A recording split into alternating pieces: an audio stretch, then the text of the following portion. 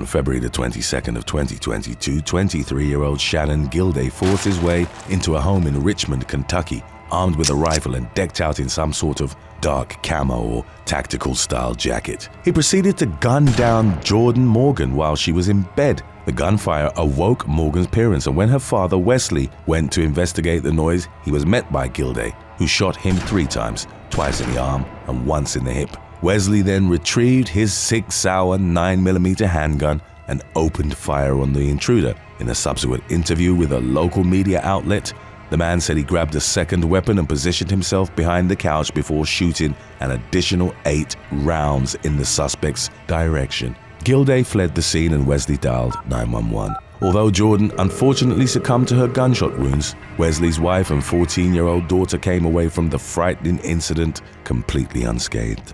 Several days later, Gilday was spotted walking along Barnes Mill Road in Madison County in the early hours of the morning. He was taken into custody on charges of murder, burglary, criminal mischief, and assault, as well as 2 counts of attempted murder. In a statement released by the suspect's mother, she revealed the young man hadn't been of sound mind in the weeks leading up to the deadly invasion. He allegedly became distraught after coming to the conclusion that a nuclear war was imminent, and also indicated he thought he was being followed by the CIA. It was subsequently theorized that Gilday had targeted the Morgan family home due to it containing a 2,000-square-foot, fully stocked and furnished doomsday bunker, which he sought to take shelter in, given what he believed to be the inevitability of nuclear fallout.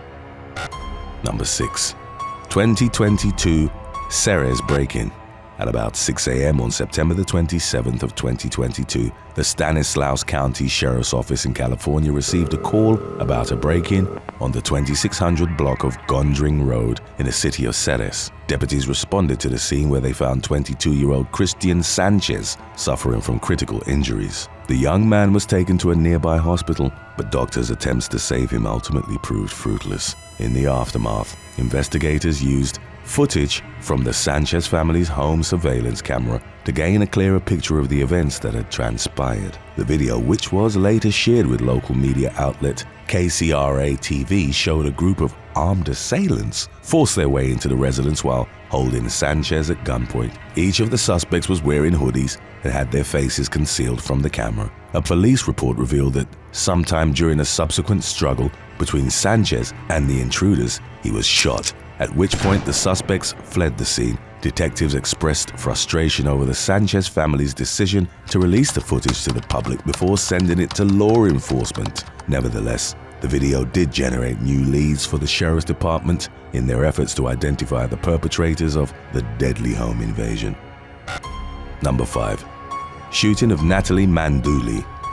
An armed home invasion unfolded in the 6400 block of Bright Nimbus Avenue in Las Vegas on the afternoon of March the 25th of 2022. Police described how 3 men and a woman broke into the house and demanded money from the residents. One of the female occupants was forced into a closet at gunpoint while repeatedly being asked, "What's in the safe?" A short time later, another female resident, identified as 24-year-old Natalie Dooley, emerged with a firearm in hand and began shooting at the intruders. A gun battle subsequently ensued, which left Dooley with critical injuries, to which she ultimately succumbed. The victim's boyfriend returned home while the assailants were fleeing the scene in a white Mercedes-Benz, which he then pursued with his own car. He reportedly smashed into the back of the getaway vehicle, causing it to careen off the roadway and into a wall near the house. The driver got out and fired several rounds at the boyfriend, allowing the suspects to flee on foot. During the ensuing investigation, the police learned that $5,000 in cash had been stolen during the home invasion. Dooley's boyfriend, it emerged, was well known for selling high-end jewelry on Instagram, which likely accounted for why his residence was targeted by the suspects. Investigators searched the crashed Mercedes, inside of which they found the stolen cash, as well as a red backpack. The backpack contained a Chromebook and a notebook that was riddled with homework assignments. In the top right corner, the name Kamari Oliver had been written. Homicide detectives subsequently determined that Oliver was a student at a Clark County School District High School. On March the 28th, officers showed up at the school to take the 18-year-old into custody on charges of murder, robbery, burglary, and kidnapping. By November, Las Vegas Metropolitan Police had arrested each of the other 3 suspects, identified as Michael Overton, Brandon Smith, and Christine Schultz. The latter reportedly knew Dooley and had socialized at the house the day before the invasion. Number 4. Bradley Shura and Jonathan Robinson. On the morning of November the 9th of 2020, an individual dialed 911 from inside 7129 Turner Street in Englewood, Florida, to report that 2 people had died during a violent home invasion. Officers responded to the scene where they found the male home owner as well as 27-year-old Jonathan Robinson, both having succumbed to severe injuries. Upon launching an investigation into the matter, the Charlotte County Sheriff's Office determined that Robinson, along with an erratic accomplice named Bradley Shura, had broken into the home in question after the latter had had a falling out with the male occupant, allegedly over the sale of drugs. The 2 suspects broke into the home in order to steal equipment used to make marijuana wax. However, at some point during the break-in, Robinson got into a fight with the victim, which ultimately left them both critically wounded. Shura left his accomplice behind to die, reportedly fleeing the scene in a rental van, which was later tracked down in St. Petersburg, where the suspect resided. He was arrested and charged with 2 counts of third-degree murder, to which he pleaded guilty. The man was consequently handed down a sentence of 20 years in prison for the botched home invasion. Number 3. Reese Lushi.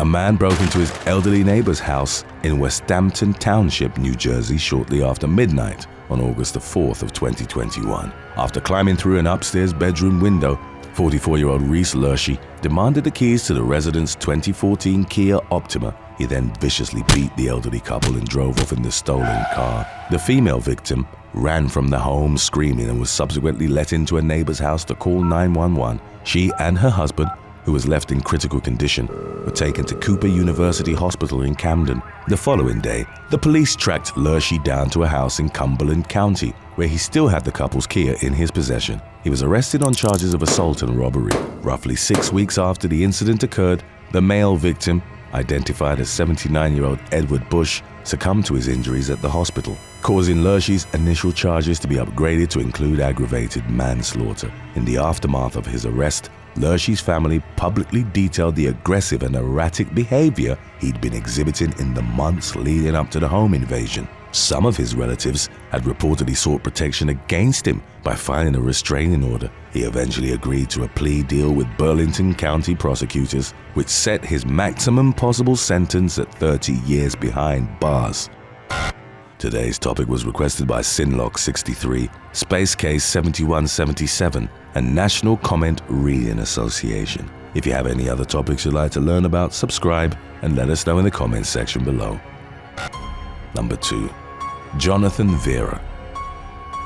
Texas man Silvano Cortez and his wife were sleeping in their Harris County home one night in October of 2017 when they were suddenly awakened by a pair of armed intruders who demanded money. The tenant, who rented a small apartment in Cortez's backyard, heard the commotion and snuck into the house with a firearm in hand. A physical struggle ensued, which culminated in Cortez being fatally shot by one of the suspects. The assailants then fled the scene as Cortez's tenant fired several rounds in their direction, hitting one of them, Houston teen Jonathan Vera, in the right cheek. A short time later, Vera was dropped off at the emergency room of LBJ Hospital, where he received treatment for the gunshot wound. He eventually left the hospital but later returned, at which point he was taken into police custody on a charge of capital murder. Because he was a juvenile, Vera wasn't eligible for the death penalty or life without parole. In November of 2022, after reaching a plea bargain with prosecutors, the young man was sentenced to 30 years in prison.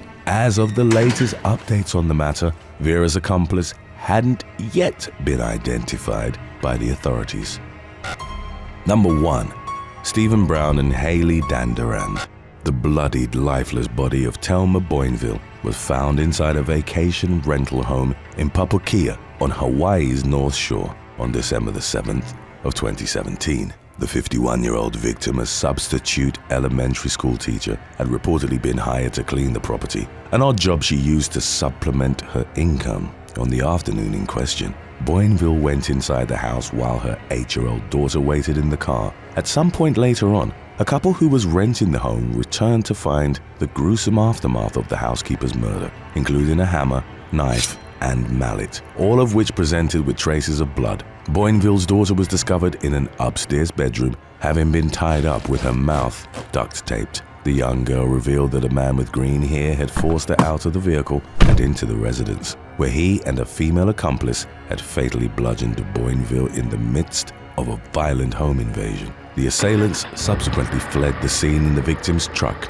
prompting police to send out an all-points bulletin for the stolen vehicle. Approximately 7 hours after the discovery of Boinville's body, officers tracked the suspects down to an area near the Mililani Walmart. The man, identified as 23-year-old Stephen Brown, was allegedly hostile towards law enforcement while being detained. As was recorded by the officers' body cams, he at one point blurted out, "Just shoot me, I deserve this." His then-girlfriend, 20-year-old Hayley Dandridge, was likewise taken into custody on suspicion of carrying out the deadly home invasion. Both suspects were charged with second-degree murder, as well as burglary in the first degree and kidnapping.